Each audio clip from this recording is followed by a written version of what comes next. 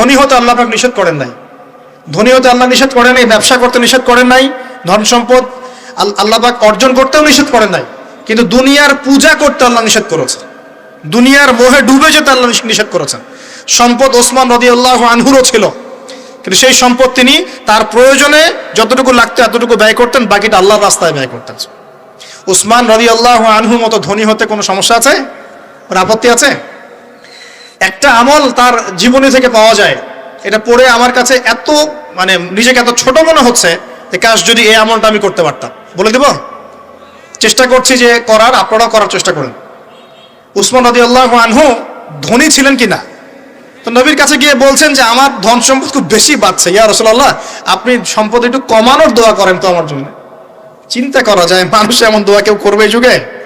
আচ্ছা, নবী সাল্লাল্লাহু আলাইহি ওয়াসাল্লাম বললেন তুমি উটের পিঠে, গাধার পিঠে খাওয়া দাওয়া করো, ঠিক আছে, খাওয়া দাওয়া করো। তো তিনি খাওয়া দাওয়া করেন। এখন কয়দিন পরে, কয়দিন বলতে কতদিন আল্লাহ ভালো জানেন, তিনি এসে বলছেন ইয়া রাসূলুল্লাহ আমার তো সম্পদ আরো আগের চেয়ে বাড়তেছে, দেখি আপনি কি দোয়া করলেন, সম্পদ তো আরো বাড়া শুরু করেছে এখন। তখন তিনি বলছেন যে তুমি যখন খাও তখন তোমার হাত থেকে যদি খাবার পড়ে যায় তুমি কি করো? তখন তিনি বলেছেন আমি আমার হাত থেকে খাবার যদি পড়ে যায়, একটা দানাও যদি পড়ে যায়, আমি উটের পিঠ থেকে নেমে সেই খাবারটাকে তুলে পরিষ্কার করে তারপর খাই। উসমান রাদিয়াল্লাহু আনহু এত ধনী মানুষ, তিনি প্রতি বেলায় 100 মানুষকে খাওয়াতে পারেন, কোনো সমস্যা নেই। তিনি একাই তাবুকের যুদ্ধে 30,000 সৈন্যের দায়িত্ব নিয়েছেন। 30,000 সৈন্য 3 মাস যাবে, যাত্রা বিরতি করবে, খাবে দাবে, তাদের ঘোড়া অস্ত্রশস্ত্র সব দায়িত্ব একজন ব্যক্তি বহন করেছেন, উসমান রাদিয়াল্লাহু আনহু। কত বড় ধনী আপনি চিন্তা করেন।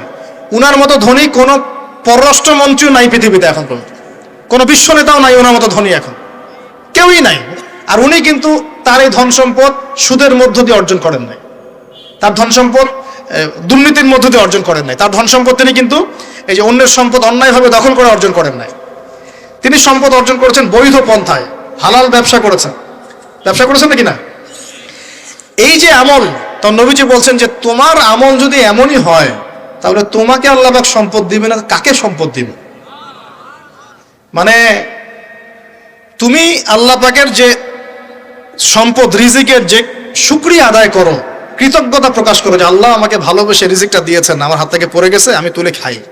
এই যে আল্লাহ পাকের নেয়ামতের প্রতি তোমার যে শ্রদ্ধা, যে সম্মান, এর শুকরিয়া স্বরূপে আল্লাহ পাক তোমাকে এরকম সচ্ছল বানায় দিচ্ছেন, আর তো কিছু করার নাই।